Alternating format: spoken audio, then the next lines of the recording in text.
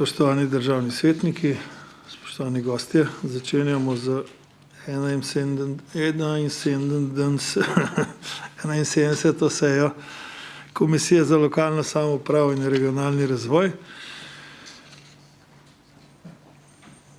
Preden preidemo na dnevni red, naj povem, da državni svetnik Tomaž Horvat nadomešča državnega svetnika Bojana Režuna. Sklepčni smo, krepko sklepčni, tako da lahko začnemo z delom. Prehajamo na določitev dnevnega reda. Ta je bil posredovan s sklicem, pa naj ga preberem.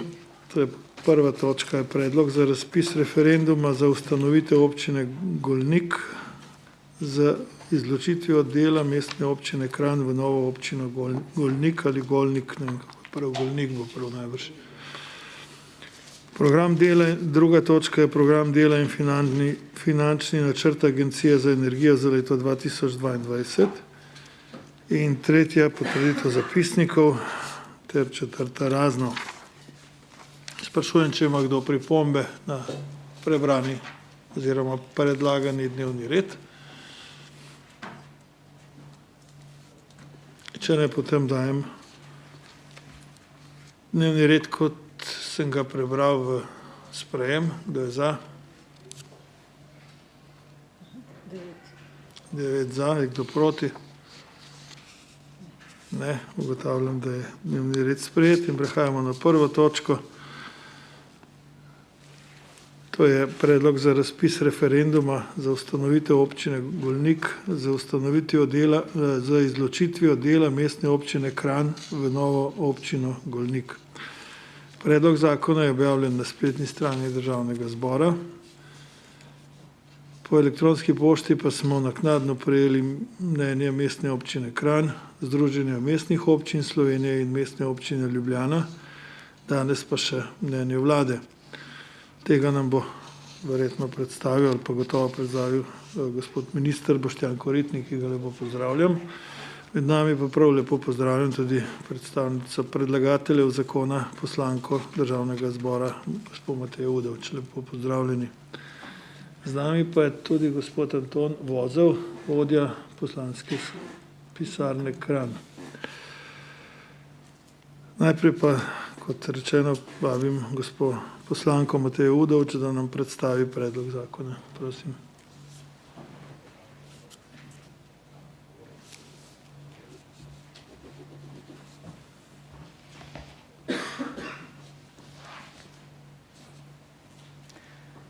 Spoštovani svetniki, dragi gostje, ozemlje Republike Slovenije je razdeljeno na 212 občin. Najmlajša slovenska občina je Ankaran, ki je nastala 9. junija 2011 za odločbo Ustavnega sodišča. Od takrat, torej zadnjih 10 let, ni bila ustanovljena nobena nova občina, tudi Državni zbor ni obravnaval nobenega predloga oziroma pobude za ustanovitev nove občine. Zadnja občina, ki je bila ustanovljena na podlagi zakona v Državnem zboru, je bila občina Mirna februarja 2011, ki se je izločila iz občine Trebnje. Naj zgolj za ponazoritev omenim, da ima občina Trebnje malo čez 13 tisoč prebivalcev, občina Mirna pa malo čez 2600 prebivalcev. Zavedam se, da je bil leta 2010 spremenjen zakon o lokalni samoupravi z namenom preprečevanja nadaljnje drobitve občin. Zato je 13. člen zakona kot temeljno merilo za ustanovitev občine določilo njeno sposobnost zadovoljevanja potreb in interesov prebivalcev in izpolnjevanja drugih nalog v skladu z zakonom. 13a člen pa je določil, da mora imeti občina najmanj 5000 prebivalcev. Izjema pa sme imeti tudi manj prebivalcev, če gre za ustanovitev nove občine z združitvijo 2 ali več občin. Tudi sama ne zagovarjam pretirano razdrobljenje ravni lokalne samouprave. Kljub temu pa želim opozoriti, da čeprav zakon o lokalni samoupravi določa, da ima občina najmanj 5000 prebivalcev, je po statističnih podatkih kar 110 občin takšnih, ki te številke ne dosegajo, ker 7 občin nima niti 1000 prebivalcev. Najmanjša občina po številu prebivalcev je Hodoš, občina v pomurski statistični regiji na meji z Madžarsko. Občina ima manj kot 400 prebivalcev. V javnosti se rado ponavlja, da je 212 občin za Slovenijo preveč, a povprečna slovenska občina je po številu prebivalcev in površini večja od povprečja občine v celotni Evropski uniji. Zakaj sem se torej odločila, da Državnemu zboru predložim v odločanje predlog o razpisu referenduma in določitve referendumskega območja za ustanovitev občine Golnik za izločitvijo dela mestne občine Kranj v novo občino Golnik, čeprav nisem naklonjena ustanavljanju novih občin. Sama sem namreč tudi občanka mestne občine Kranj, a ne prebivam na predlaganem območju nove občine Golnik. Kot ste se lahko prepričali iz predloženega gradiva oziroma samega predloga za razpis referenduma, je iniciativni odbor za ustanovitev nove občine na podlagi številnih pogovorov, raziskav javnega mnenja na tem območju, posvetovanja s pravniki in strokovnjaki za lokalno samoupravo pripravil zelo elaborirano in utemeljeno obrazložitev za ustanovitev nove občine. Naj navedem samo nekaj dejstev. Nova občina bi nastala na območju sedanjih 7 krajevnih skupnosti, in sicer Kokrica, Predoslje, Britov, Trstenik, Tenetiše, Golnik in Goriče. Štela bi okoli 10.200 prebivalcev, po velikosti pa bi se uvrstila med prvih 60 največjih slovenskih občin. Imenovala bi se Golnik, njen sedež pa bi bil v Predosljah. Torej bi bila večja od povprečne slovenske občine in s tem tudi od povprečne občine v državah Evropske unije. Območje občine mora v skladu z 12. členom Zakona o lokalni samoupravi obsegati območje naselja ali več naselij, ki so povezana s skupnimi potrebami in interesi prebivalcev. Predlagana občina naj bi bila ustanovljena za izločitvijo 22 naselij in 7 krajevnih skupnosti na teritorialno zaokroženem območju, ki ne posega v urbano predmestje mesta Kranj. Gre dejansko za zaključeno teritorialno celoto na severnem delu mestne občine Kranj. Prebivalci teh krajevnih skupnosti imajo povsem drugačne potrebe, kot jih imajo ti, ki živijo v urbanem delu mesta Kranj. Kot občanka opažam, da morajo velike občine, kot je tudi mestna občina Kranj, zadovoljevati veliko različnih in nasprotujočih se interesov, kar pa je na ravni celotne občine zelo težko uskladiti in zato nameniti predvsem zadostna finančna sredstva. Pogosto se dogaja, da je urbani center oziroma mesto, kjer živi večje število ljudi, bolj urejen kot okoliška ruralna naselja. Zato so zame popolnoma legitimna prizadevanja prebivalcev okoliških naselij, ki si želijo imeti svojo občino, da bodo lahko sami urejali svoje probleme in seveda imeli za to dovolj lastnih finančnih sredstev. Zdaj dobivajo od občine za svoje potrebe znatno nižja sredstva ali pa se znajdejo na repu prioritetnih projektov občine. Slednje je razvidno tudi iz razvoja okoliških občin, ki so bile včasih del mestne občine Kranj. Na primer občina Cerklje je celo ena najboljših občin v Sloveniji, kar dokazuje tudi uvrstitev na 4. mesto v izboru za najbolj prodorno občino Slovenije. V skladu s 13. členom Zakona o lokalni samoupravi mora biti občina sposobna zadovoljevati potrebe in interese svojih prebivalcev in izpolnjevati druge naloge v skladu z zakonom. Na območju, kjer bi nastala nova občina, že deluje osnovna šola Predoslje s podružnicami na Trsteniku in Golniku in Goričah. Na Kokrici deluje podružnica osnovne šole Franceta Prešerna. Vrtci delujejo v okviru osnovnih šol in njihovih podružnic v Predosljah, na Kokrici, Trsteniku in na Golniku. Primarno zdravstveno varstvo naj bi na območju nove občine izvajal javni zavod, Osnovno zdravstvo Gorenjske, ki v svoje delovanje vključuje vse gorenjske občine. Komunalne storitve, ki vključujejo oskrbo s pitno vodo, ravnanje z odpadnimi vodami, ravnanje z odpadki in pogrebno dejavnost naj bi še naprej zagotavljalo javno podjetje Komunala Kranj, saj naj bi po zagotovilih pobudnikov nova občina še naprej obdržala soustanoviteljske pravice. Na območju nove občine že delujeta 2 lekarni, na Kokrici in Golniku. Potrebe po knjižnični dejavnosti pa naj bi prebivalci nove občine kot soustanoviteljce še naprej zagotavljali v mestni knjižnici Kranj. Letni proračun bi znašal okoli 10 milijonov evrov, pri čemer bi občina lahko 4 milijone evrov namenila investicijam in razvoju kraja. Tudi nekateri strokovnjaki ocenjujejo, da so v Sloveniji upravljavsko sposobne in finančno zadostne vse občine nad zakonsko določeno mejo 5000 prebivalcev. Slovenija ima 11 mestnih občin, med njimi tudi mestna občina Kranj, iz katerega območja se občina Golnik izloča. Mestna občina je občina, ki zaobseže večje mesto oziroma gosto in strnjeno naselje ali več naselij povezanih v enoten prostorski organizem in mestno okolico. Zakon o lokalni samoupravi v 16. členu določa, da lahko mesto dobi status mestne občine, če je na njenem območju mesto, ki ima najmanj 20 000 prebivalcev in 15 000 delovnih mest, ter je gospodarsko, kulturno in upravno središče širšega območja.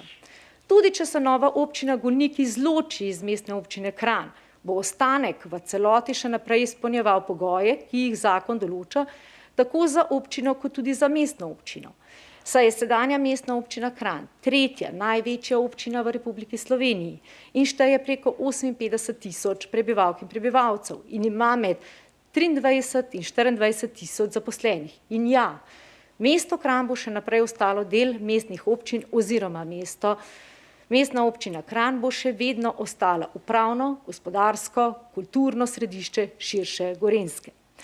Glede na navedeno in dejstvo, da v iniciativnem odboru sodelujejo predstavniki vseh krajevnih skupnosti, pri čemer so pobudo s sklepom podprle tudi sveti 4 krajevnih skupnosti in da zgolj svet ene krajevne skupnosti pobude ni podprl, me iniciativni odbor prepričal, da pobuda uživa podporo prebivalcev in da izpolnjuje zakonske pogoje za ustanovitev nove občine. Zato sem ocenila, da je vložitev predloga za razpis posvetovalnega referenduma edina možnost, da se prebivalci na najbolj demokratičen način izrazijo o tem, kje in kako želijo upravljati in upravljati lokalne javne zadeve. Kot veste, postopek ustanavljanja občine poteka v skladu z ustavo, zakonom o lokalni samoupravi in ustavno sodno jurisdikcijo v več fazah. Prva faza je ugotavljanje, ali so izpolnjeni ustavni in zakonski pogoji za ustanovitev občine. Druga faza pa je razpis referenduma. Državni zbor razpiše referendum le, če ugotovi, da so izpolnjeni pogoji za ustanovitev občine. Danes torej razpravljamo le o prvih 2 fazah. Ustanovitev občine za zakonom in njeno konstituiranje predstavlja šele 3. fazo. In to zgolj v primeru, če sta bili izpeljani predhodni fazi in če so se prebivalci na referendumu izrekli za ustanovitev nove občine. Za prvi 2 fazi je ključno vprašanje vidik izpolnjevanja pogojev za ustanovitev nove občine. Kljub temu, da so me predlagatelji prepričali, da pobuda izpolnjuje ustavne in zakonske pogoje, bo končno oceno podal Državni zbor. Ta pa mora predtem pridobiti mnenje vlade. Mnenje vlade je po moji oceni ključno za samo oceno izpolnjevanja pogojev. Kot ste se lahko prepričali, je vlada v mnenju o predlogu za razpis referenduma za ustanovitev občine Golnik za izločitvijo dela mestne občine Kranj v novo občino Golnik z dne 14.10.2021 ocenila, da so zakonski pogoji za razpis referenduma za ustanovitev nove občine Golnik izpolnjeni. Kar pomeni, da bo občina Golnik, če bo ustanovljena, glede na število svojih prebivalcev in druge okoliščine sposobna samostojno upravljati lokalne zadeve. Naj za konec poudarim, da predlog za razpis posvetovalnega referenduma ni uperjen ne proti mestni občini Kranj, ne proti sedanjemu županu občine, niti nima političnih ozadij, kar je razvidno tudi iz razmer v Državnem zboru, glede na podpisnike, kot tudi na lokalni ravni glede glasovanja občinskega sveta o mnenju o predlaganem referendumu. Kot prva podpisana predlagateljica skupaj s poslanci, prebivalcem 7 krajevnih skupnosti Kokrica, Predoslje, Britov, Trstenik, Tenetiše, Golnik in Goriče omogočamo zgolj možnost, da se na najbolj demokratičen način ljudje odločijo in povedo, kje želijo živeti, urejati in upravljati svoje lokalne zadeve jutri. Glede na nastalo situacijo želim, da izkoristijo možnost, ki jo daje referendum kot institut neposredne demokracije, da namesto svetov krajevnih skupnosti, mestnega sveta s splošnim glasovanjem sodelujejo pri sprejemanju najpomembnejših odločitev o lokalnih zadevah, kot je predlagano vprašanje, ki je pomembno predvsem oziroma zgolj za njih. Sami namreč na lokalni ravni oziroma na ravni krajevnih skupnosti, mestne občine Kranj in svetov krajevne skupnosti ter mestnega sveta takšnega razpisa referenduma ne morejo zahtevati. Pa tudi, če bi ga lahko, je glede na odklonilno mnenje mestnega sveta vprašanje, če bi bil sploh razpisan. Zakon o lokalni samoupravi razpis takšnega referenduma omogoča zgolj Državnemu zboru. Predlagatelji pa smo lahko zgolj poslanci in poslanke ter vlada, v predmetnem primeru torej poslanke in poslanci. Danes torej svetniki odločate le o ustavni pravici, da bi krajani lahko na referendumu odločili, kje si želijo živeti. Hvala lepa. Hvala lepa poslanki Državnega zbora, gospe Mateji Udovč. Zdaj pa bi poprosil gospoda ministra Boštjana Koritnika, da predstavi mnenje vlade. Prosim, lepo prosim, če greste za govornico, ker je prenos.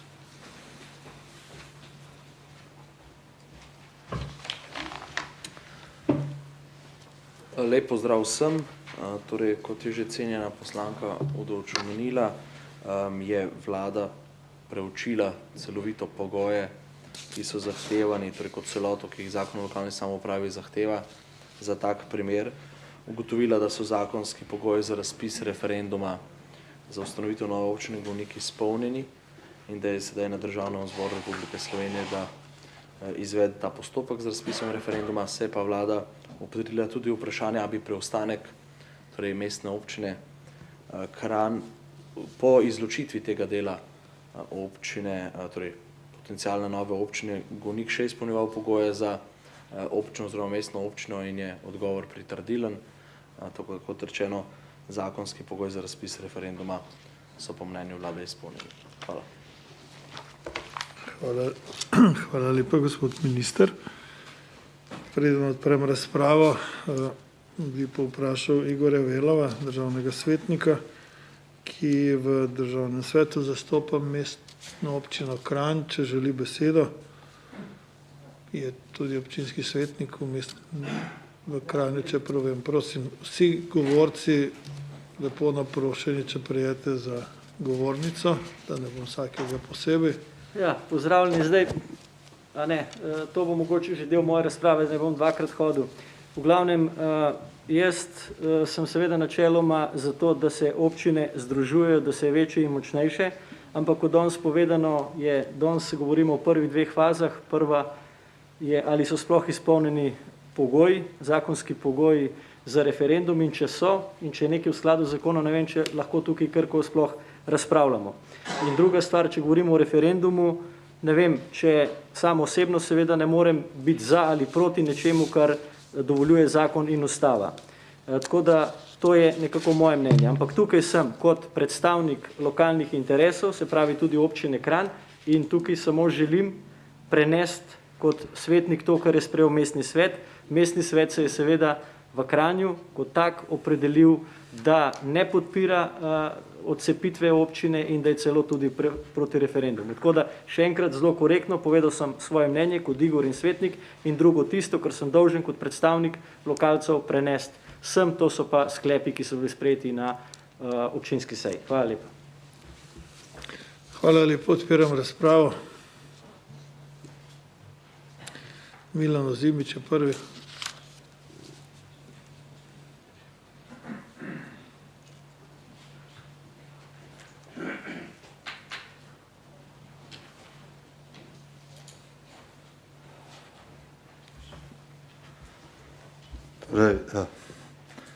To vprašanje ustanavljanja občin sem jaz spremljal v živo od vsega začetka pravzaprav, in je na nek način tudi tisto prvo ustanavljanje bilo dokaj stihijsko in v cajtnotu, zakonodaja ni bila pripravljena in seveda smo dobili na podlagi volje ljudstva, ker so pa bili referendumi in vse ti postopki izvedeni, pač stanje, kot smo ga dobili. Pri samem ustanavljanju se je od neke pričakovanega spoštovanja pravil in kriterijev odstopalo praktično na vseh področjih, pač na nek način, kako je prevladal, je bil v tistem trenutku nekdo politično močnejši in prepričljivejši in vplivnejši, tako je tudi nastalo, zato imamo tako raznolike občine. Nadaljni proces je seveda še drugih 100, dobrih 100 prinesel, ne, potem in v občini, ker smo v prvi ustanovitvi ostali enovita občina, se sploh nismo delili, sta potem nastale 3 občine kasneje, ki niso izpolnjevale popolnoma kriterijev, pa so kljub temu nastale in ljudje so z njimi zadovoljni in so jih vzeli za svoje. Jaz mislim, da je to tudi pravzaprav pri vseh teh vprašanjih ključno merilo. Zdaj, in je tudi takrat bilo moje stališče kot občinskega svetnika v drugem delu oziroma v prvem delu, v enem delu tudi kot direktorja občinske uprave, ki se je s temi stvarmi tudi na tej formalni ravni ukvarjal in stališče, ampak stališče občinskih svetov matične občine so praviloma bili proti delitvi, ker pač ne more nastopati proti svoji občini in svetnik naj bi vse interese enakomerno zastopal. Seveda so v teh argumentih vedno prednosti in delitve pa izvedeni večjih investicij, ampak vedno je neki del, ki je tako ali drugače zapostavljen pri velikih občinah. Če še gledam na to konkretno situacijo, zakon o ustanovitvi občin se je v tem obdobju spremenil, je zdaj postavil nekatere kriterije, je dal tudi na stavke za združevanje in tako naprej, tako da je zdaj ta postopek ali pa neka iniciativa, ki se porodi, ima neko pot, kako se uresniči predpisano. No? In ko izpolnjujejo pogoje za referendum, referendum je verjetno ključna zadeva, da se te stvari utrdijo in predtem je tudi referendumska kampanja, kjer pač morajo različni interesi potem tudi biti predočeni na ustrezen način ali pa na prepričljiv način do odločevalcev, torej do volivcev, do krajanov, ki se o tem odločajo. Tako da menim, da pravzaprav v državnem svetu sploh nimamo neke dileme, če so tu izpolnjeni pogoji, pa ne glede kakorkoli si kdo misli in ima predstavo, referendumu v tem primeru pač ne moremo nasprotovati. Nadaljna zadeva je pa itak potem posledica ustanovitve, ki jo izvede vlada, tudi pač po postopku ključna zadeva pri tem je referendum in volja prebivalcev, ta se izkaže na referendumu in jaz menim, da je seveda potrebno referendum izvesti in referendum, da se izvede podpreti. Hvala. Hvala lepa. Franci Rokavec je naslednji na to. Kako? Ja, Franci Rokavec je prej, na to Franjo Naraločnik. Želi še kdo? Davorin Terčon.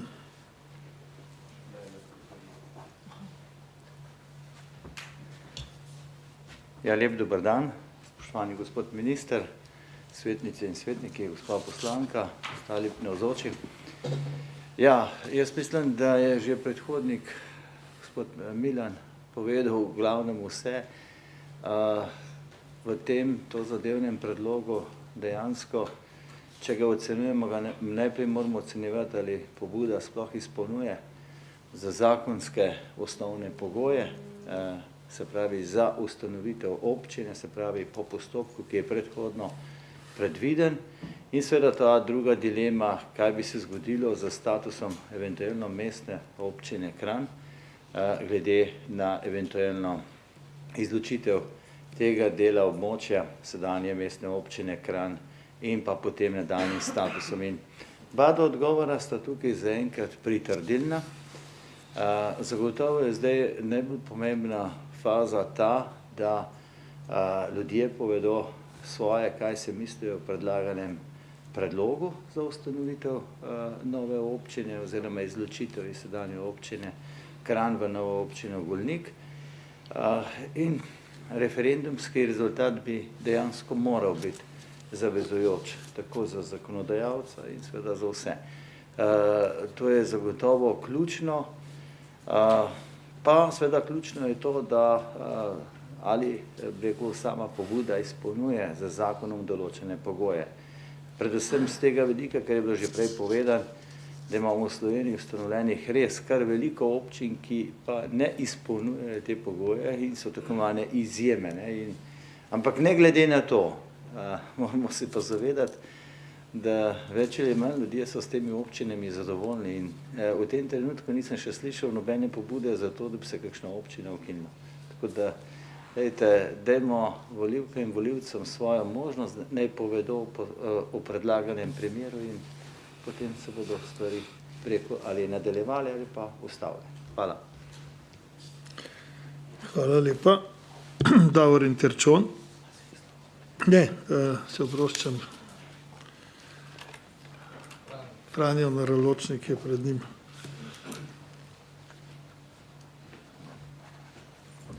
Hvala lepa, spoštovani gostje, spoštovani kolegi. Jaz se res bolj redko oglašam, ampak v tem primeru se pa vsaj kot predstavniki ne take manjše lokalne skupnosti moramo oglasiti zaradi tega, ker sploh glede na pripravljeno gradivo, glede na vse te ustavne pravice, ki jim ljudem pripadajo pri oblikovanju lokalnih skupnosti, menim, da ne smemo imeti nobenega zadržka, da tem ljudem tega ne omogočimo in da tudi oni mogoče skozi svojo vizijo lokalne skupnosti zaživijo na svojem področju. Tako da definitivno podpiram ta predlog. Hvala lepa. Hvala lepa. No, zdaj pa res Davorin Terčon, pa se oproščam, ker sem spremenil vrstni red, prosim. To sam rekalil.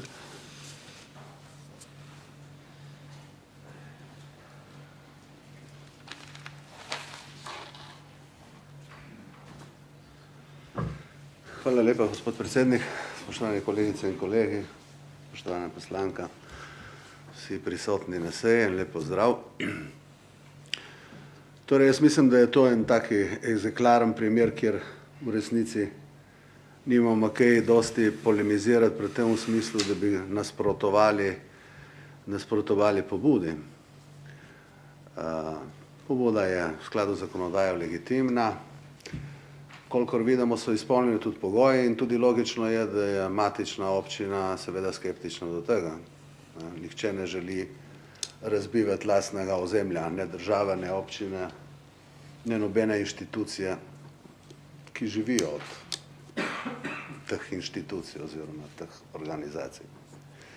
Tako da je kar vse precej logično in če bo kakšna občina, rečemo, seveda, po referendumu, če bo pozitivna volja ljudi in bo zakonodajalec to upošteval, bo tu ena občina, ki bi rekel, bo spodobna občina in bo nastala po nekem normalnem postopku.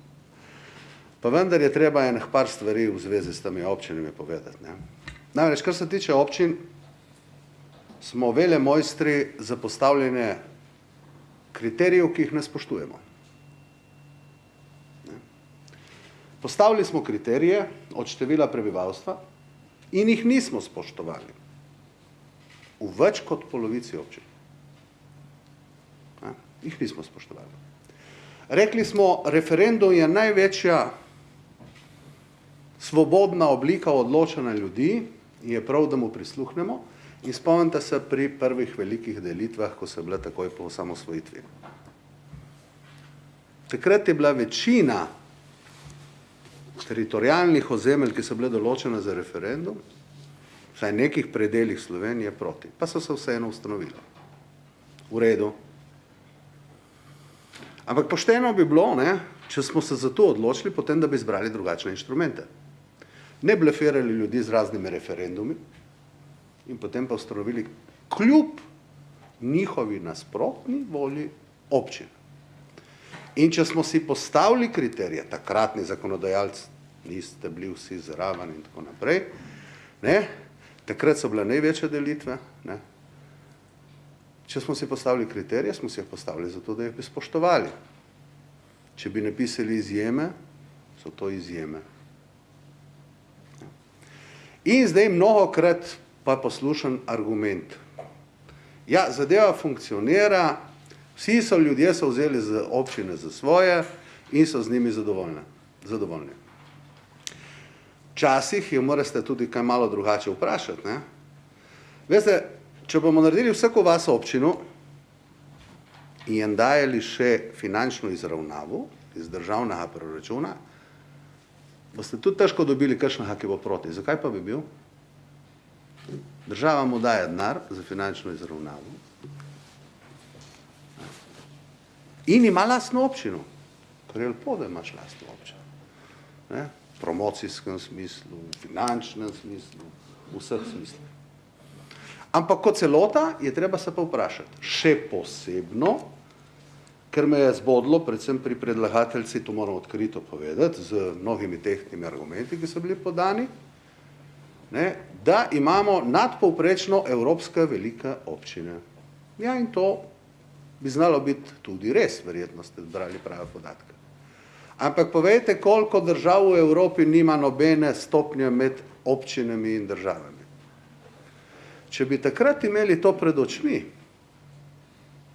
ne da smo si utvarjali, da bomo nekoč imeli pokrajine, in to pravljico še zmeri pravimo, čeprav vsi vemo, da iz tega ne bo nič, ne, tudi iz tega predloga državnega sveta, dvomim, da bo kaj, ne, potem bi bila to neka logika. Imajo celo več nivojev umestnih med lokalno skupnostjo, najnižjo kot občino in državo. Seveda odvisno od velikosti občin. Vendar boste zelo težko, res da je Slovenija med manjšimi državami, dobili države, ki nimajo nobene umestne stopnje. Med 300 in nekaj glavo množico enih občanov in 2 milijona in toliko prebivalcev celotne države. In tukaj tiči ta problem, da nismo naredili egzaktnega sistema. Zdaj eni, ki so pripadniki pač take delitve, trdijo, da je to v redu, drugi to kritizirajo, vendar nikakor ne drži, da je prav, da imamo več kot polovico občin, ki ne izpolnjujejo pogojev, ki so v bistvu izjeme. To ni sistem, to je nesistem. To ne govorim zdaj, da bomo kaj spremenili v tem konkretnem primeru, ker sem povedal svoje stališče. Ampak ko se začneš graditi nek sistem, potem moraš vedeti tudi, kam boš prišel. Ne? Mi smo pa rekli, imeli bomo pokrajine, ne? Celo ustavo smo spremenili, smo rekli, da lahko.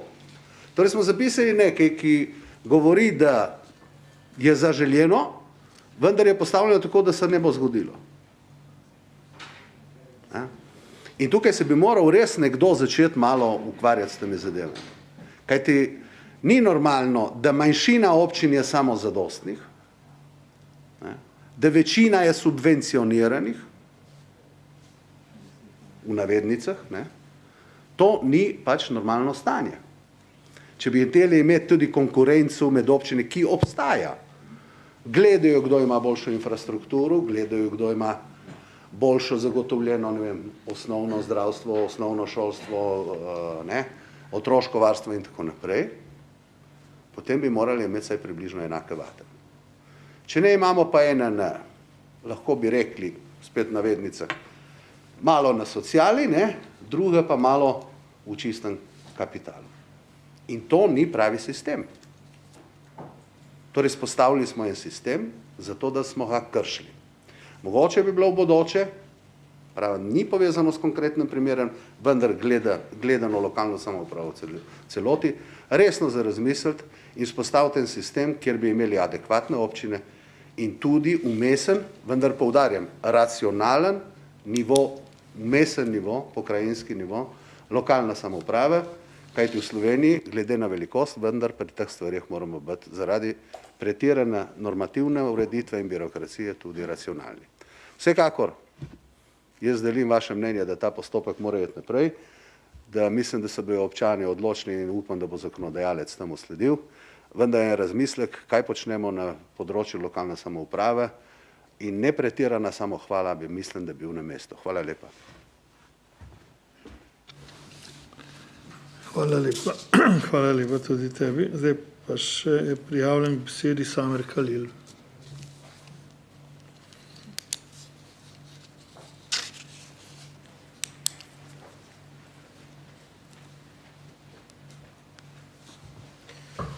Hvala za besedo, lep pozdrav vsem skupaj.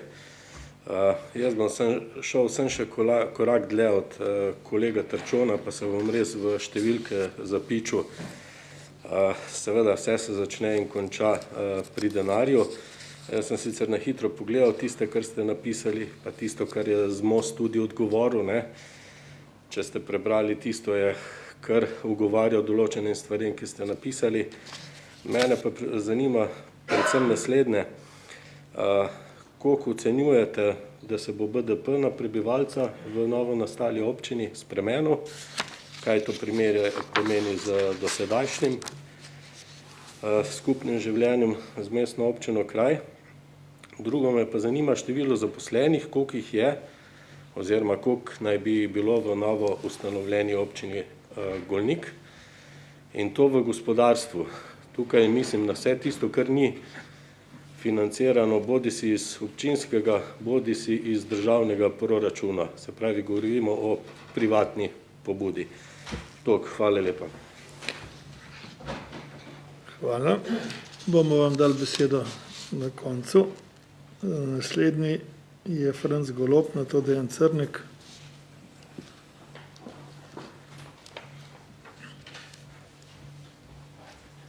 Hvala lepa za besedo, gospod predsednik, lep pozdrav, gospod minister, gospa poslanka, spoštovani gostje, kolegi. Zdaj vsekakor vodim lokalno skupnosti, ki je manjša od te, ki bi naj na novo nastala. In prav volja ljudi je tista, ki po moji oceni, da se ni spoštovalo na referendumih, ko smo se od velikih občin odcepili v manjše občine. Vsem je treba tu poudariti, da če že jemljemo koga za vzor, lahko pogledamo samo prek meje. Prihajam iz Koroške, torej celotna Štajerska in ostali del Prekmurja, meji na Avstrijo. Tam imajo občine, ki so velike tudi 300-500 prebivalcev.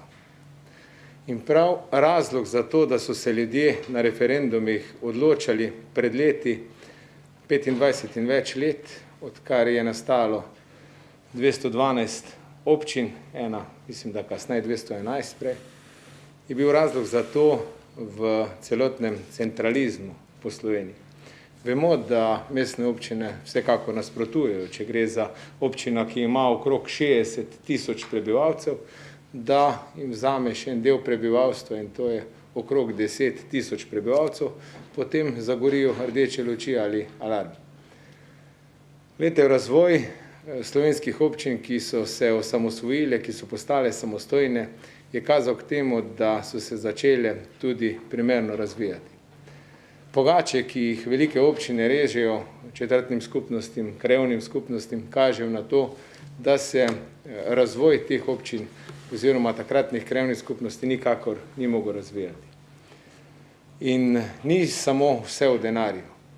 Je v poslušnosti ljudi, zahtevah in marsikateri referendum je tudi padel, ne glede na to, da so se ljudje drugače odločili. Pa naj spomnim samo o referendumu, ki so se ljudje namesto politike odločali o odprtju ali zaprtju trgovin v nedeljskem času.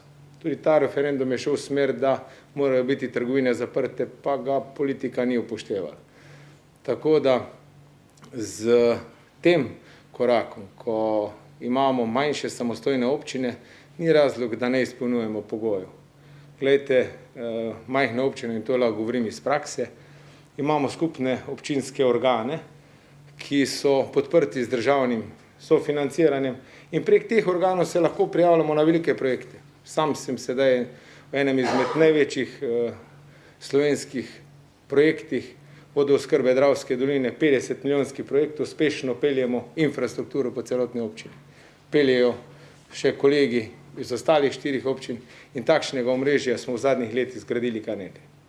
In danes, ko imamo ministra, ministrstvo in vlado, ki podpira in zagotavlja primerno financiranje, sofinanciranje občin, moramo to samo izkoristiti. Moramo imeti ljudi na pravih mestih, ki imajo projekte, ki bodo zaživeli.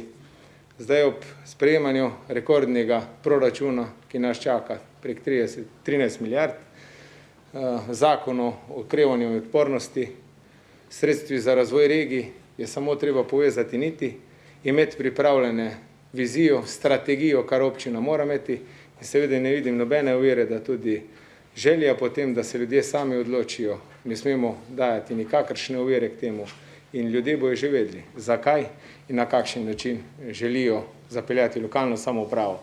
Je pa res, s tem se pa strinjam, s kolegom Trčonom, da med lokalno in državno oblasti je samo en velik razkorak bil v dosedanjih letih ali desetletjih, pa vendar državni svet in predstavniki interesne skupine lokalnih interesov smo prav tisti vmesni člen, ne glede na politično opredeljenost, da vedno znova opozarjamo in kričimo takrat, ko se tiče občin, ko nas podhranjajo.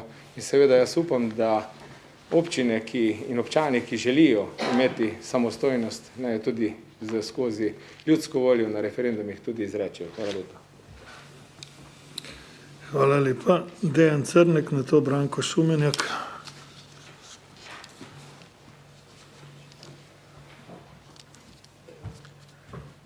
Predsednik, hvala lepa za besedo. Spoštovana predlagateljica, minister, kolegice, kolegi. Gospod Golob mi je majčkeno vzel teme, ker sem razpravljal na to, kar sem jaz hotel dodati.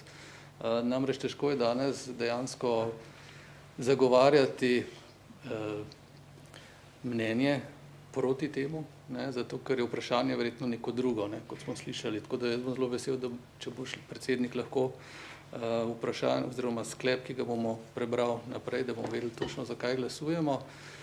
Bi pa ob tem samo povedal, da se strinjam, da manjše občine, kolikor imamo mi dobre prakse, primere, predvsem iz vzhoda, iz Pomurja, Prlekije, ko smo z njimi sodelovali, so dejansko potem, ko so se osamosvojili od svojih centrov, uspeli zgraditi ali dopolniti ali preoblikovati svoje šole, krajevne domove, ceste in tako naprej. Ko pa so prišli do te stopnje, so začeli pa vseeno razmišljati, da bi se za večje projekte pa morali nekako spet nazaj združevati, ker sami pač ne zmorejo, ne finančno, ne strokovno, ne organizacijsko. In kot je kolega Golob povedal, so se zato začele ustvarjati skupne medobčinske uprave, ki pa so bile to, kar je pa kolega Trčon povedal, pa so financirane. Torej je bila podpora države temu, da se to dela, ali pa če so imeli skupno redarstvo, imajo recimo tudi občine, in je to ponovno sofinancirano. Tiste občine, ki pa to imajo v skladu svojega, pa tega nimajo nič sofinancirano, prihaja spet do razlik. Hočem reči, da občina samostojna načeloma da, ampak v času razvoja pa ugotovi, da je to potem premalo. In kako to potem zregulirati, da bo spet za vse enako, kar do zdaj ni. In zato je vprašanje, ali je to potrebno, ali je vseeno center tisti, ki bi moral v svojih finančnih načrtih, na svojem programu upoštevati svoje predele in jim dati tisto, kar je. Za Kranj, kolikor sem prebral, ne moram nič trditi, ali je bilo tako narejeno, vendar je prav, saj pri nas dokazujemo, da se to da. Kar pomeni pa seveda tudi nov občinski svet, nove ljudi, ki bojo tam noter, nove zaposlene, tudi nove stroške tega, tako da ni samo verjetno 10 milijonov, ki bo prišlo za občino, ampak tudi nekaj odhodka v teh 10 milijonih, koliko na koncu ostalo, pač ne vem, nisem tega pregledal. Tako da, predsednik, glede na današnjo sklep in glasovanje, pač bomo morali poslušati proti čemu, zakaj smo ali proti čemu smo, da ne bi naredili neke napake v procesu, ki ga danes. Je pa se prav, z naše strani je pa seveda drobljenje občin v Sloveniji, ki je že tako organizacijsko razkrojena, da težko velike projekte spravimo, je nekako nesprejemljivo. Hvala. Hvala. Branko Šumenek, na to Bogomir Vnučec. Želi še kdo? Se mislim, da bomo počeli čas vsi. Ja, lep pozdrav tudi moje imenu. Zdaj, mi smo danes praktično to, kar je kolega Crnek povedal, ne, pred dilemo, o čem bomo sploh odločali, ker mi kot državni svet neke pristojnosti velike v tem nimamo. Lahko damo samo mnenje na tisto, kar so nas zaprosili. In jaz predlagam, da sklep oblikujemo tako, da predlagamo državnemu zboru, da nadaljuje postopke v zvezi z ustanovitvijo nove občine. Ne. To bi bil en tak, mislim, korekten sklep, ki bi ne glede na to, kaj se bo potem zgodilo. Ne. Zdaj, o tem sedanjem stanju lokalne samouprave je bilo že dosti povedano, ampak vseeno bi pa hotel poudariti še par stvari. Ne. To, kar sem povedal, da državni svet ne odloča ravno, ne vem, dosti, tudi državni zbor v končni fazi ne. Mi smo bili priča temu, ko si je Ustavno sodišče kot samostojna veja oblasti vzela pristojnost druge veje oblasti in zakonom ustanovila občino. Ne. To je praktično edinstveni primer in to se lahko tudi v tem primeru zgodi. Ne. Nikoli ne vemo, kaj si bo Ustavno sodišče spomnilo. Tako da jaz predlagam to, kot sem povedal, je pa res, da volja ljudi bi se morala spoštovati. Ta sklep Ustavnega sodišča oziroma ta ustanovitev občine nekako tudi odločba Ustavnega sodišča o tem, da se pač sklepi oziroma referendumska volja morajo spoštovati. Ne. Jaz sem to tako razumel, ne s tem, da so se vzeli, ker takrat je pa bilo obratno. Ne. Takrat je pa referendum bil, pa državni zbor ni hotel tega sprejeti, ne. Tako da se potem posegla sodna veja oblasti v to. Ne. In s tem praktično dala odločbo o tem, da je treba spoštovati voljo ljudi. Ne.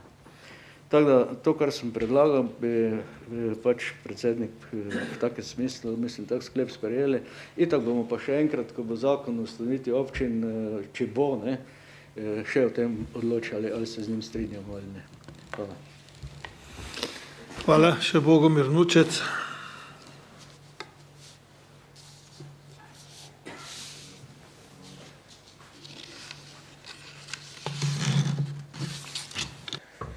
Spoštovane kolegice in kolegi, spoštovana poslanka, gospod minister. Se strinjam z mojimi predgovorniki.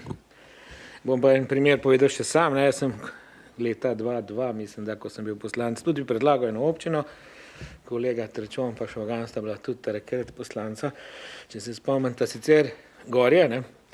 In je državni zbor zavrnil predlog, ne. Čeprav so bili vsi pogoji za ustanovitev občine. Govorimo o tistih, ki izpolnjujejo pogoje, na kar je Ustavno sodišče pa določil, da pa mora biti referendum. Ne glede na to, jim je referendum bil uspešen in potem je bila nova občina zelo uspešna, dela velika, geografsko velika, po številu prebivalcev, ne toliko, ampak so uspešni in delajo, se trudijo.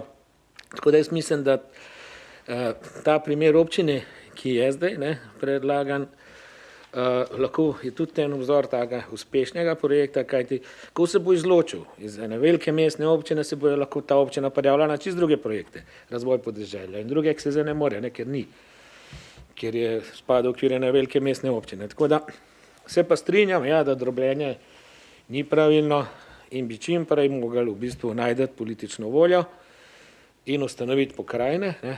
Mi smo dali, državni svet mislim, da je dal tukaj eno veliko roko, državnem zboru seveda je pa treba najti politično večino, kajti vemo, da je to malo večja večina, da je to dvotretjinska, da se te pokrajine ustanovijo in potem bomo tudi mi lahko to, kar je že kolega Trčon razlagal, manjka nam temu mestne stopnje, nam manjkajo, ne, zdaj od občine direkt na državo, pokrajina bi pa to lahko počela. Imamo pa že primer dobre prakse, ko se občine združujejo pri nekaterih teh skupnih službah, ne, imajo skupna redarstva, imajo neke druge skupne službe in to je tudi primer dobre prakse, ko se da, ne, tudi tukaj, potem pa ni problem število zaposlenih, jaz mislim, da število zaposlenih, nova delovna mesta ne smejo biti nikoli problem in podpiram predlog, ki je dan.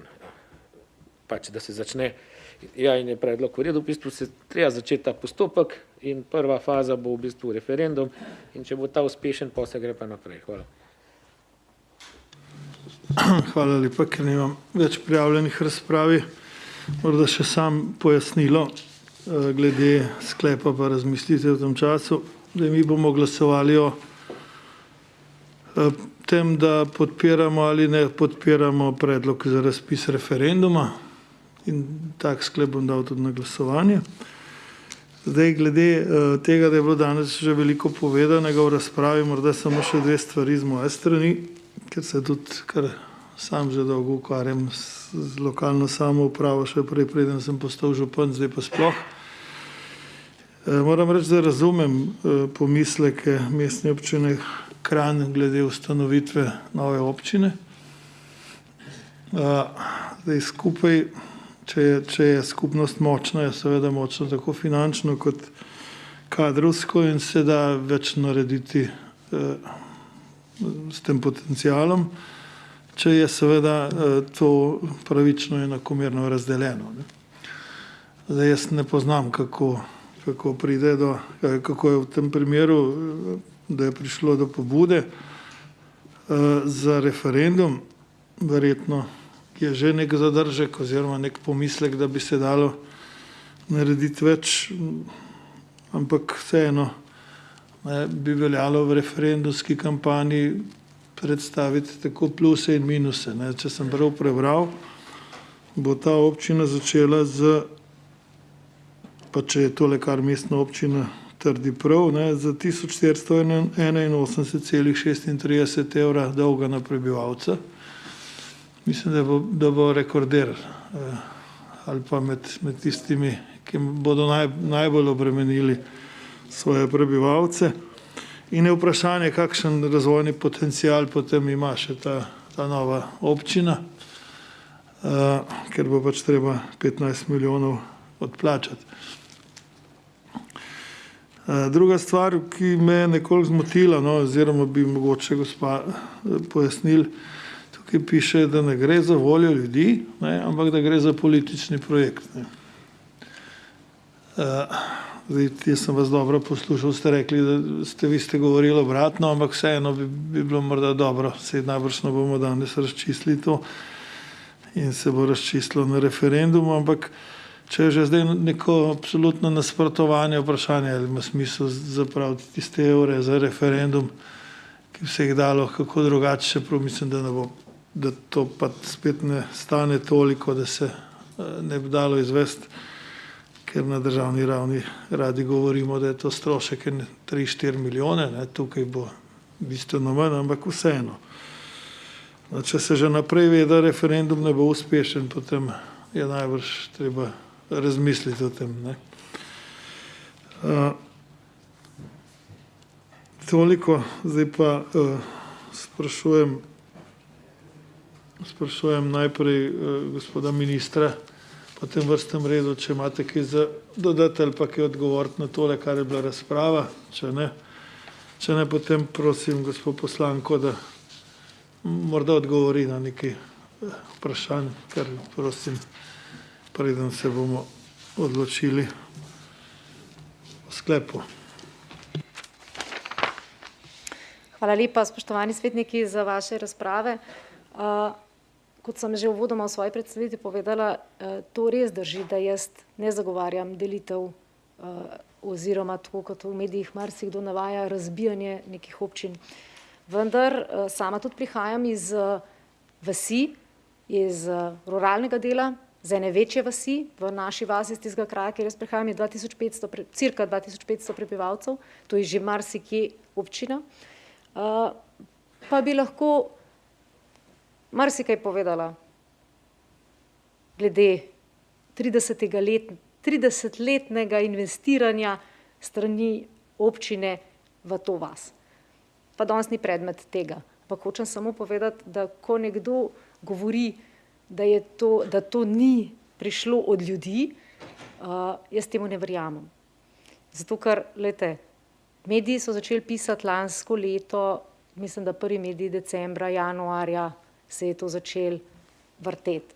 Na mene se je iniciativa obrnila konec marca.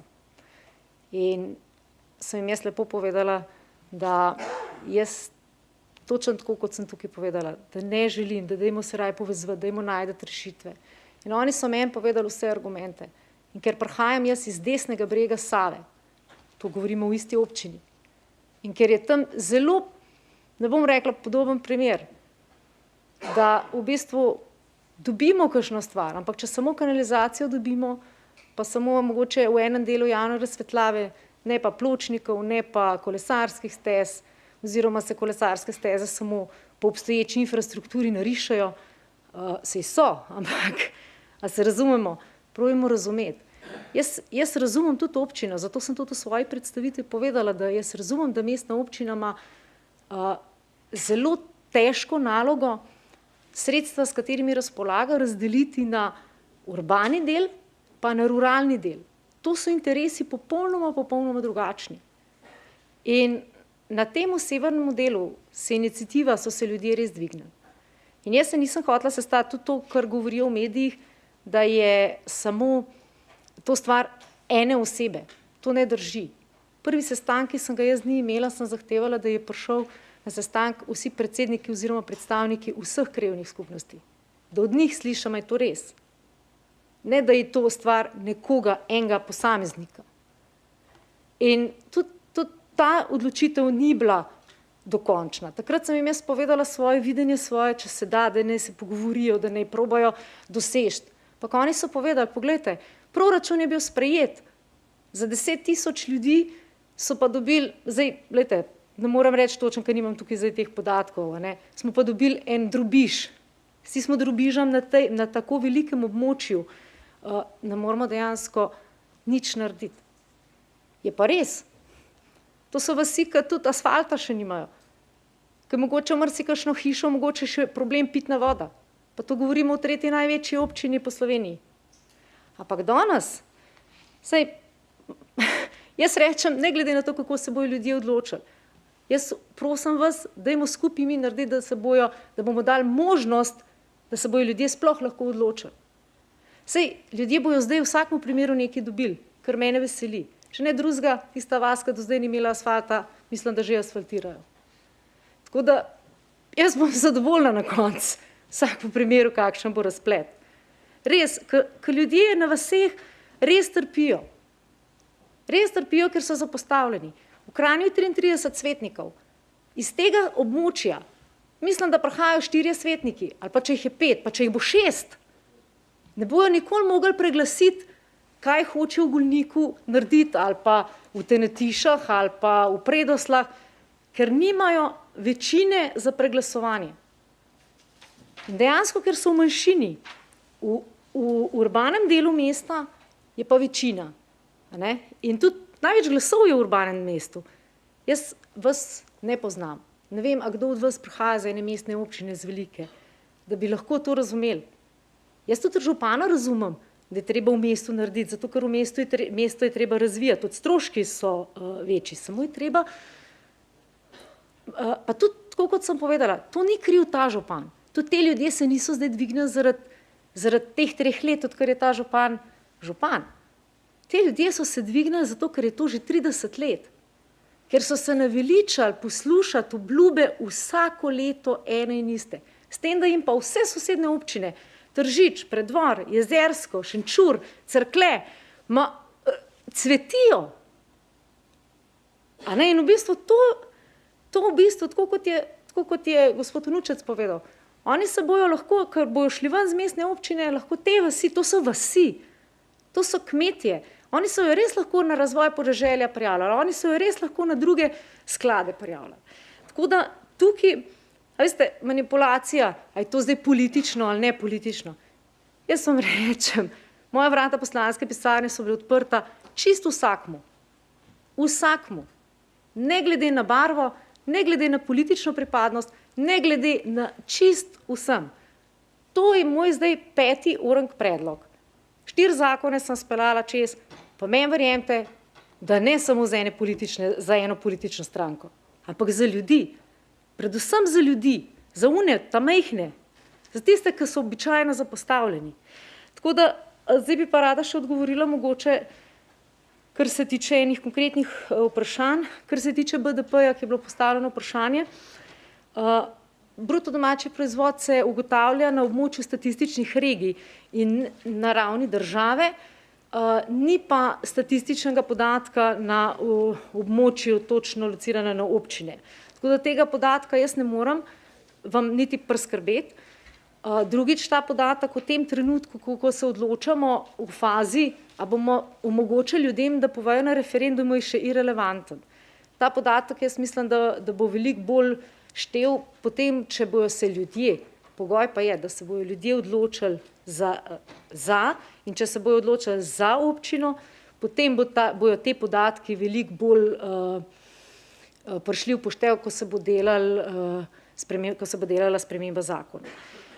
Kar je bilo vprašanje, koliko delovnih mest je recimo na tem območju. Na tem območju jaz bom rekla zdaj čisto na pamet, ampak vam pa lahko priskrbim čisto točen podatek. Jaz, če odštejem mogoče, če odštejem te, ko ste rekli, državne institucije stran, jaz mislim, da je tako cirka 3000 delovnih mest. To se pravi, jaz mislim, da je to kar ena velika številka in oni imajo sigurno možnost, pa s tem, da še govorimo, da še industrijske cone nimajo, imajo pa možnost narediti. Predoslah imajo, je bila tudi oljarnica, pa je nekaj takih območij, je kompleks Brdo, imajo se možnost v turizmu razvijati, živijo pod Golnik, je lahko tako za zdraviliške namene, ima perspektivo lahko tako kot v zdravstvene namene, tako da, glejte, če bo občina ustanovljena, imajo ljudje možnost se razvijati in dejansko jaz verjamem, da ob odličnem vodstvu bo lahko ena kmalu najbolj uspešnih občin.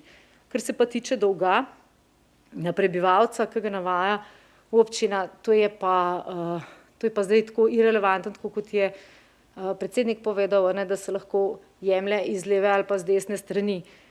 Dolg se bo določil v delitveni bilanci in to bojo tiste prave številke, ki bojo povedali, koliko na prebivalca bo dejanski dolg. Tako da to tudi lahko minister pove, da delitvena bilanca bo verjeten takrat, ko bo do tega sploh prišlo. Tako da vsi ti podatki držijo, a ne, so pa lahko podatki, ki so zavajajoči, v bistvu lahko že predvolilna kampanja, da bi lahko ljudi zavajali, da se odločijo proti ali pa za. Tako da jaz na ta podatek bi težko komentirala, a je točen ali ni. Če ima še kdo kakšnokoli vprašanje, z veseljem odgovorim. Hvala lepa. A je mogoče samo še toliko, ker se z MOS-a tiče, ki je bilo tudi omenjeno, mnenje z MOS-a sem prebrala, pa sem ga tudi proučila. Se jim zahvaljujem za res kvalitetno mnenje, ki so ga pripravili. Je pa res, da v tem delu, v tem trenutku, ko mi odločamo za referenduma ali pa proti referendumu, je to mnenje mogoče malo irelevantno, je pa vsekakor dobrodošlo, ker če se bojo ljudje na referendumu odločili za občino, bomo pa upoštevali vse njihove mnenje in pripombe, ampak to šele potem, ko boš prišlo do spremembe zakona o ustanovitvi občine. Hvala lepa za ta pojasnila. Vseeno bo treba v kampanji biti pošten, ne? Ker ko se enkrat odločiš, pa potem zveš nova dejstva, je pa slabo. Želi kdo obrazložiti svoj glas?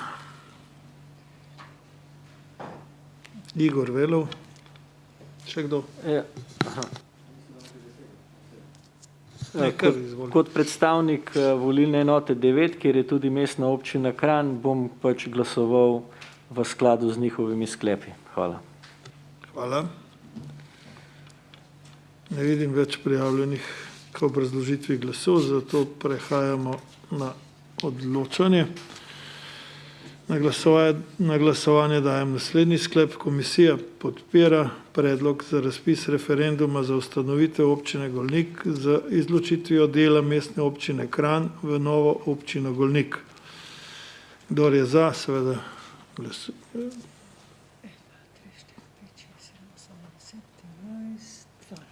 12 za, je kdo proti? Eden proti. Ugotavljam, da je komisija podprla predlog za razpis referenduma. Na podlagi glasovanja in razprave bomo pripravili mnenje komisije ter ga poslali odboru Državnega zbora za notranje zadeve in javno upravo ter lokalno samoupravo. Ta ima sejo v četrtek, 4. novembra ob 12. uri.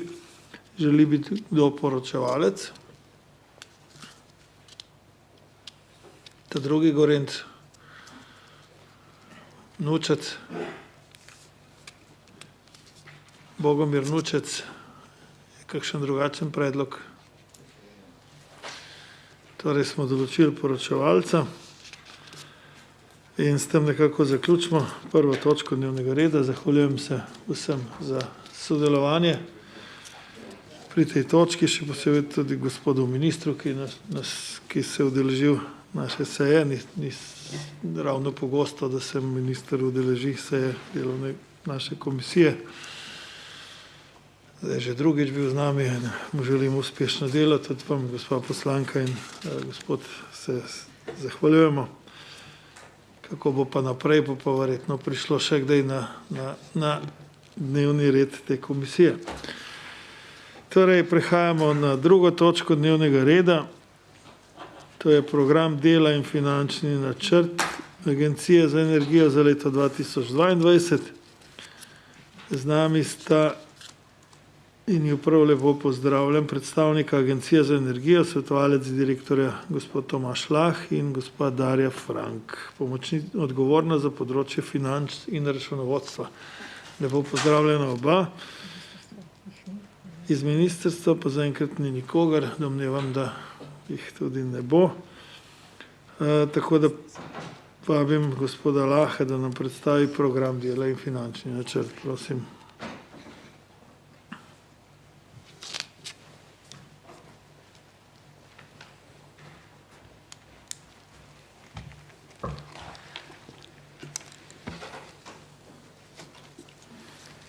Torej, spoštovane, hvala za besedo.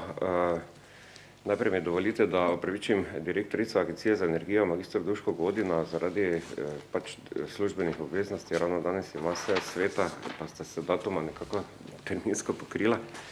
Zato vam bom na kratko jaz predstavil program dela in finančni načrt Agencije za energijo za naslednje leto, na katerega v bistvu skladno z energetskim zakonom na koncu da soglasje, torej sprejme ga svet agencije. Svet agencije ga je sprejel na svoji 84. redni seji 28. septembra in potem seveda smo ga poslali v soglasje Državnemu zboru, pač v celoten postopek. Verjetno ste opazili, da nekako struktura programa dela je podobna, kot je bila že tudi lani in predlani, namreč nekako smo se potrudili, da bi neke posamezne naloge, ki jih imamo, predstavili v eni pregledni strukturi, ki zajema prioriteto, pravno podlago, cilje, posamezne naloge, torej globalno, kaj se v neki, recimo na nekem področju, kakšni so cilji, potem opis načrtovanih aktivnosti v dejanskem konkretnem letu, to se torej nanaša na 2022. Dodali smo tudi kazalnike uspešnosti, po katerih bi lahko bilo potem izvajanje te naloge tudi merljivo, in pa pač določena tveganja, ki jih ocenjujemo, da pač obstaja zastopanja, katera bomo pa pač svoje poskušali neutralizirati, in pa rok in pa tudi oceno kadrovskih virov, se pravi, koliko tega tako imenovanega človek leta oziroma angleško FTE, full-time equivalent, neka naloga zavzame. To je nekako ta glavna struktura, kako so stvari prikazane, torej v samem programu, seveda razdeljene po vseh vsebinskih področjih, na katerih ima Agencija za energijo neke zakonske naloge in pristojnosti. Za razliko od prejšnjih let smo letos dodali še eno poglavje 2.2, kjer smo pa opredelili še naloge, ki za nekatere že vemo, da se bodo izvajale, nekatere pa še ne vemo čisto točno oziroma kako bodo, namreč povezane z sprejemanjem nove energetske zakonodaje v Sloveniji, se pravi, kot veste, zakon o učinkoviti rabi energije je že bil sprejet, torej energetski zakon kot celota bo nekako razpadal v več področnih zakonov, tudi zakon o spodbujanju rabe obnovljivih virov energije je že bil sprejet, tiste naloge so posebej tudi prikazane, sedaj ravno v postopku sprejemanja zakona o skrbi z električno energijo v Državnem zboru, mislim, da je bilo opravljeno drugo branje in pa tudi je že posredovan strani vlade, torej v sprejemanju v Državnem zboru tudi zakon o skrbi s plini. Torej, te naloge smo sicer tudi opredelili, vendar pa se še za njih čisto točno določena časovna dinamika ne ve, oziroma je malo tudi odvisno od tega, kakšno bo končno besedilo zakona. Pričakujete se še pa dva zakona, torej zakon o skrbi s toploto in pa zakon o energetski politiki, to pa je tisti bolj splošni del, ki govori dejansko o energetski politiki in pa o samem delovanju tudi regulatorja, torej Agencije za energijo, ki pa še sta že dala skozi v septembru oziroma avgusta-septembra torej postopek javne obravnave in sta fazi pač obdelave pripomb.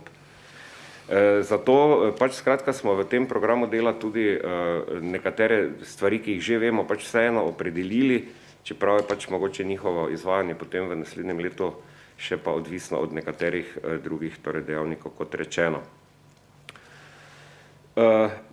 Nekateri poudarki leta so tudi prikazani v poglavju 1.4, torej kaj so poudarki in prioritete v letu 2022 in pa seveda bistvo je pa povzeto seveda tudi v uvodni besedi direktorice. Ena od glavnih aktivnosti, ki jo že pravzaprav že tudi peljemo že nekaj časa, letos tudi v obliki javnih obravnav, je predvsem razvoj nove obračunske metodologije za omrežnino na področju elektroenergetskih omrežij in prenova tarifnega sistema, da bo nekako skladen v prihodnosti, da bo sledil razvoju, torej potrebnemu razvoju, ki gre v smeri torej doseganja ciljev, če želimo doseči podnebne cilje, cilje trajnostne rabe energije, cilje trajnostnega razvoja, potem moramo temu ustrezno seveda razvijati tudi omrežje, o tem ste verjetno v zadnjem času že lahko marsikaj tudi slišali. Potrebna bodo večja vlaganja po eni strani, po drugi strani pa bo potrebno tudi čim bolj spretno, čim učinkoviteje tudi izkoristiti vse nove tehnologije, vključno z digitalizacijo, ki so pred nami in ki dejansko bodo povzročile pravzaprav kar veliko preobrazbo energetskega sektora, da ne rečem celo dalje, mislim, prizadevanja za ogljično nevtralno družbo, ki bi jo naj dosegli do leta 2050, bo za sabo potegnilo poleg preobrazbe energetskega sektora tudi pravzaprav preobrazbo celotne družbe. Tukaj smo želeli biti proaktivni, zato smo z nekaterimi aktivnostmi že začeli kar pred časom in jih kar že tudi peljemo. Kot rečeno, metodologija je načrtovana v naslednjem letu. Poleg tega so tudi navezave v tej luči na spajanje sektorja, torej ne samo elektroenergetskega, plinskega, sektor daljinske toplote, sektor prometa, elektromobilnost in podobne zadeve, vse to je tudi zajeto pač v obsegu, koliko ima agencija seveda tudi pristojnosti. Zadeve se seveda vedno bolj med seboj povezujejo, vemo vsi, da postaja tudi popularno torej področje drugih obnovljivih, bom rekel, plinov ali pa tudi vodika na področju oskrbe s plini in podobno. Vse te zadeve so nekako tudi zajete v naše pač načrtovanje našega dela.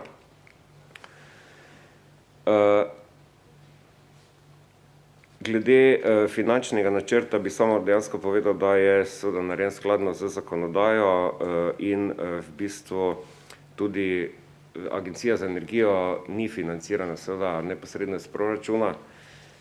Krovni predpisi sicer za nas veljajo, vendar pa financiranje poteka drugače, torej preko nadomestil operaterjev prenosnih sistemov. In pri finančnem načrtu bi povedal, da pač to nadomestilo ostaja v enakem obsegu, kot je bilo kot je v letošnjem letu, torej tudi za drugo leto.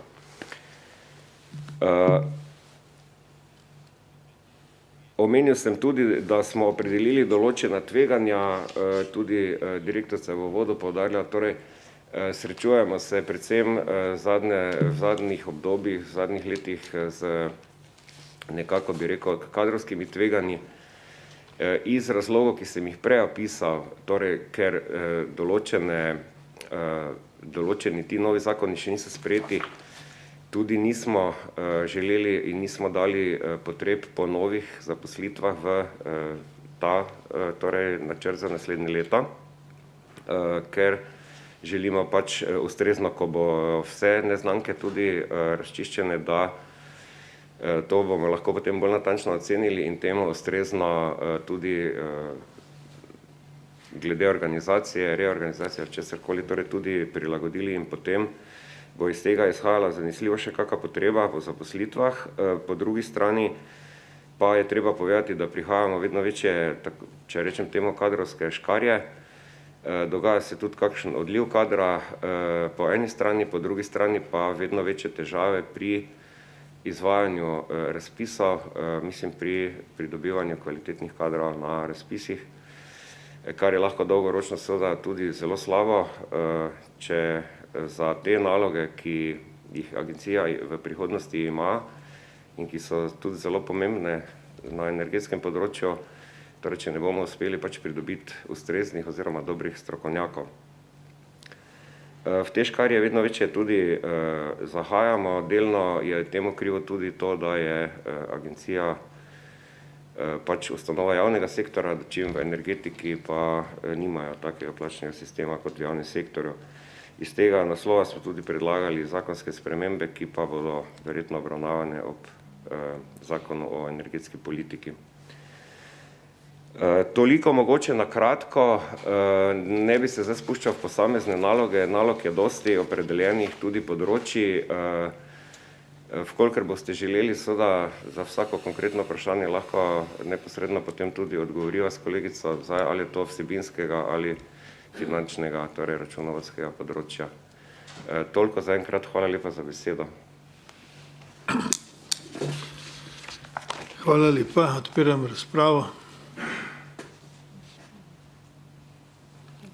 Samir Kalil, podpredsednik komisije, prosim lepo.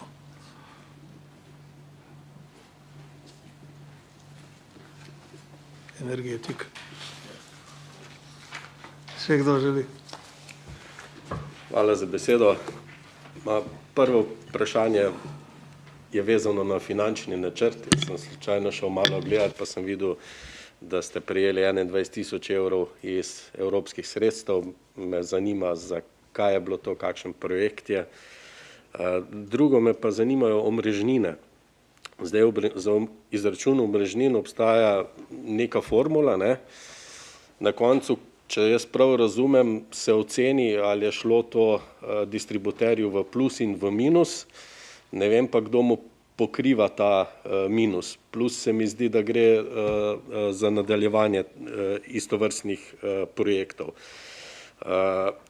V povezavi v tem me zanima, zdaj, ko so napovedane takšne podražitve elektrike, ne, se hkrati sorazmerno povečuje omrežnina ali ne povečuje omrežnina, ter isto vezano na omrežnino, kaj bi to pomenilo, recimo, da država za pomoč vsem v izogib življenju v energetski revščini bi pomenilo to, da bi pa zmanjšala recimo omrežnino, ne vem, sploh ne vem, če je to možno, ampak recimo, da bi se odločila vlada pa zmanjšala za 10, 15, 20% omrežnino, kaj bi to pomenilo za vse te energetske sisteme. Hvala lepa.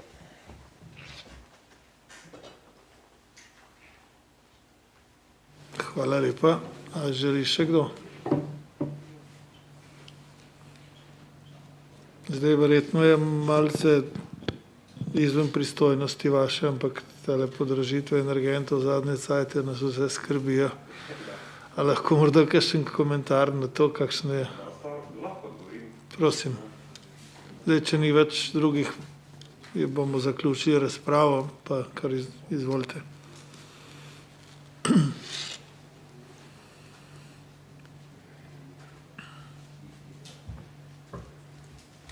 Hvala lepa za vprašanja. Bom kar podal odgovore. Torej, ta sredstva, evropska sredstva izhajajo iz naslova enega kar velikega mednarodnega projekta, se je tudi v programu dela opisan. Interfejs se imenuje, poteka pa na temo v bistvu razvoja trga s prožnostjo in ustreznih informacijskih platform, ki bodo ta trg spodbujale oziroma podpirale. Namreč vemo, da prihaja obdobje, ko bodo lahko na trgu z elektriko aktivni tudi odjemalci, torej to je ta tako imenovani pojem aktivnega odjemalca, agregatorji, ki bo lahko več takih odjemalcev nekako skupaj združevali v neke ponudbe na trgu. Odjemalci bo lahko vplivali ne samo preko, bom rekel, sončnih elektrarn, kar vsi mogoče najbolj poznamo, ampak tudi preko kakšnih hranilnikov, tudi baterija v električnem vozilu, hranilnik in podobne zadeve. Skratka, tu bo kar dosti zadev v prihodnosti prišlo. In ta projekt je iz tega naslova in poteka 4 leta v bistvu in vsako leto pač aktivno v njem sodelujemo, obenem pa tudi s tem imamo tudi vpogled v, bom rekel, trenutni razvoj na tem področju, kar se nam zdi zelo pozitivno. Na začetku smo imeli malo skepse v taki projekt se podati, ker pač je to tudi, zahteva tudi dosti tvojega dodatnega dela, sploh tisti strokovnjakovi so na tem področju, ampak se je pokazalo res kot zelo pozitivno. Potem za omrežnino, ko ste rekli, kdo pokriva oziroma v primeru, da podjetja poslujejo pozitivno ali negativno, torej, če rečemo, agencija spremlja izvajanje regulativnega okvira strani vseh, torej reguliranih podjetij, kako se to izvaja, torej tudi seveda finančna.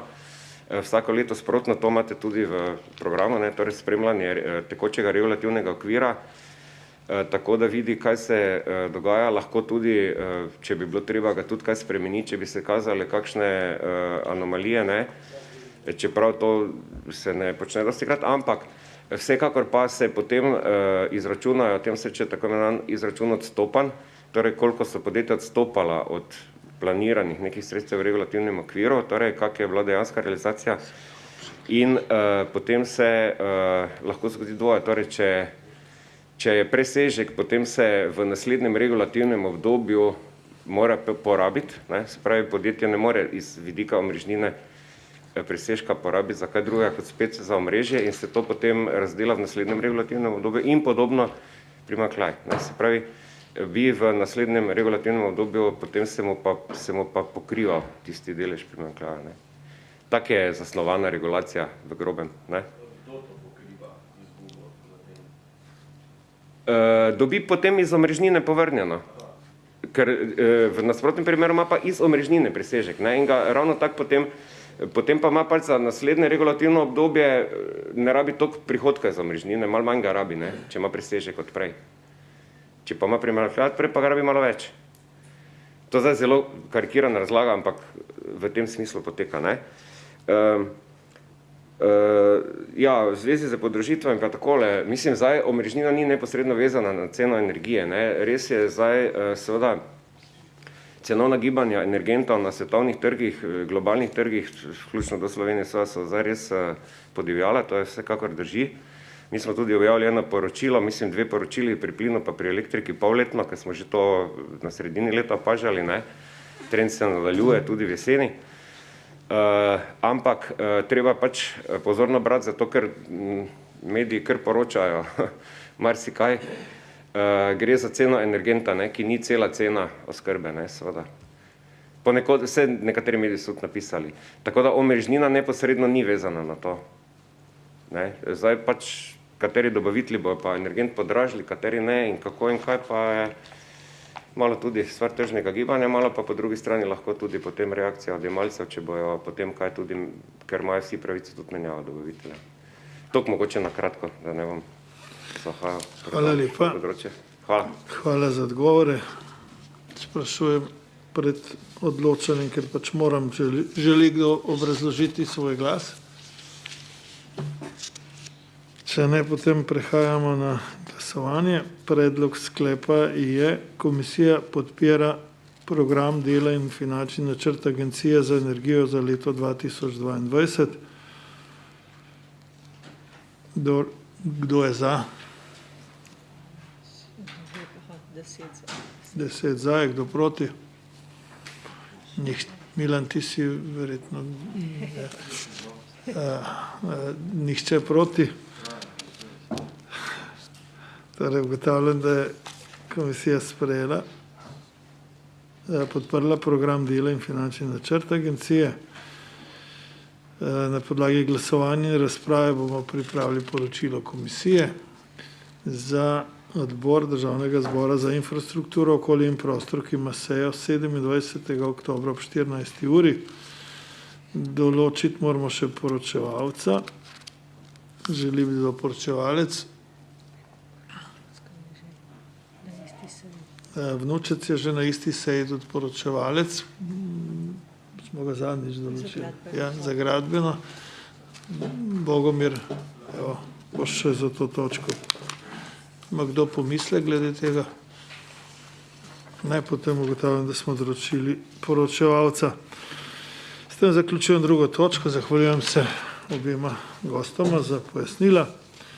Mi pa prehajamo na tretjo točko dnevnega reda te komisije, to je potrditev zapisnikov 69. ter 18. izredne seje komisije.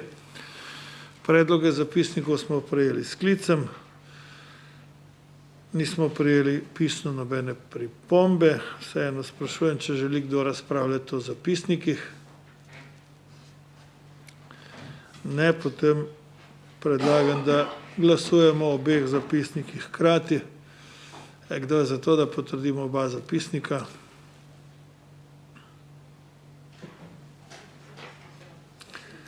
Vsi za, 10 za, nihče proti. In s tem zaključujem tudi tretjo točko dnevnega reda. Zdaj prehajamo na četrto točko dnevnega reda komisije, točka razno. Tukaj smo že zadnjič na interesni skupini se pogovarjali o problematiki lastništva kategoriziranih cest, ki potekajo na zasebnih zemljiščih.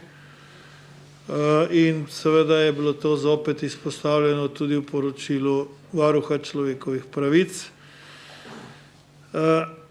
Zadnjič nismo natančno vam dali informacije, kako je s tisto našo pobudo.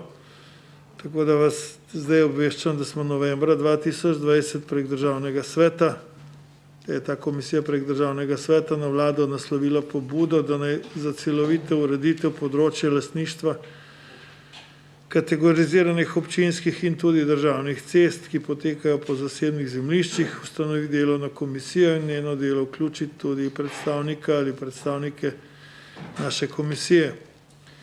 Januarja 2021 smo dobili odgovor vlade, v katerem poudarja, da so vzpostavljeni vsi pravno-sistemski pogoji za urejanje lastništva javnih cest, da pa zaradi nepopolnih podatkov o dejanski rabi zemljišč občinske javne cestne infrastrukture v zemljiškem katastru še ni mogoče razmišljati o ukrepih za pospešitev urejanja tovrstne problematike.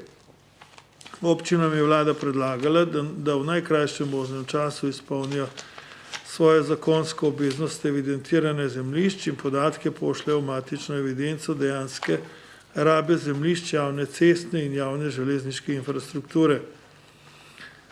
V odgovoru takrat ni bilo omembe delovne skupine.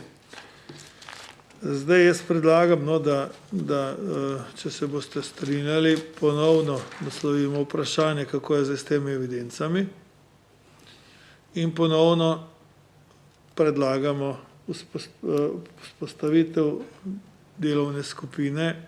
Zgovorimo se lahko tudi na mnenje oziroma na poročilo Varuha človekovih pravic, ki zopet opozarja, da ni kakšnega posebnega napredka na tem področju. In predlagamo, da vseeno mislimo, da je ta delovna skupina potrebna in da na tem vztrajamo. Da je zaenkrat najprej poročilo teh področij kot o teh podatkih, takrat, ko so nam rekli, da pač še nimajo evidenc, verjetno Ministrstvo za okolje to pripravlja. Zdaj je toliko časa minilo, ali pa za infrastrukturo pač nekdo že, no. Mi smo si itak se naslovili to pobudo na vlado, zdaj bi že morali imeti podatke, še zmeraj operiramo s podatkom 23 000 kilometrov, kot smo pred nekaj leti, ko smo pripravili ta posvet in smo tukaj na posvetu ugotovili, v tem času se pa nekaj sigurno že spremenilo, če ne drugače v naši občini, ne pa še kje, in mora biti teh kilometrov manj. No, vseeno, naj ti podatke dajo na mizo, da vidimo, koliko je resna ta zdaj situacija in da preostanek rešujemo s pomočjo pobude in oziroma predlogov delovne skupine, ki bo, jaz mislim, imela kaj delati. No. Če pustimo to tematiko primerov, bo čez 2 leti isto, pa čez 5 let isto. No. Nam je povsem v interesu, da se zadeve pospešijo. Ima kdo kakšen drugačeno mnenje oziroma predlog? Milan? Priklopi se, prosim. Samo v zvezi z tem podatkom, ne, ta ocena je bila pač narejena, ne vem, odkud je prišla, se mislim, da ti prišli za njo, ampak Ministrstvo za infrastrukturo je naslovilo na vse občine zahtevo, da popišejo na svojem območju ta zemljišča, ki so ceste, železnice ali pa ne vem, če še nekaki pomorski ali pa rečni promet. Skratka, vse, kar je v neki funkciji mobilnosti, ki potekajo po privatnih zemljiščih. To verjetno so občine imele kar nekaj težav z tem, ker ni tako enostavno, tisti, ki nimajo v redu narejene kategorizacije, so do tega težko prišli, tisti, ki imajo v redu kategorizacijo naredo, so to lahko dali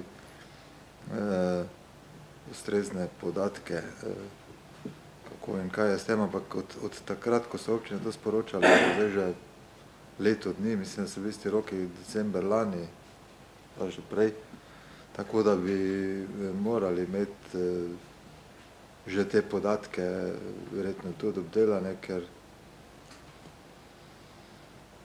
se ne delajo to peš, mislim, da sodeluje geodetska uprava z njimi, da te podatke vrednoti. Tako da se strinjam, da se da tu neka urgenca v zvezi z tem, ali pa vse vprašanje, kako daleč so podatki, pa da se obudi ponovno pobuda, da se seveda na tem začne delati. Hvala. Hvala lepa. Malce daleč si govoril od mikrofona, pa se ni slišalo. Ima še kdo kakšno mnenje glede tega? Čeprav razumem, se strinjamo s tem, da damo pobudo oziroma vprašanje, kako je s temi evidencami in ponovno obudimo pobudo o delovni skupini. Še kdo kaj podrazno? Če ne, zaključujem tudi 4. točko dnevnega reda in s tem 71. sejo naše komisije.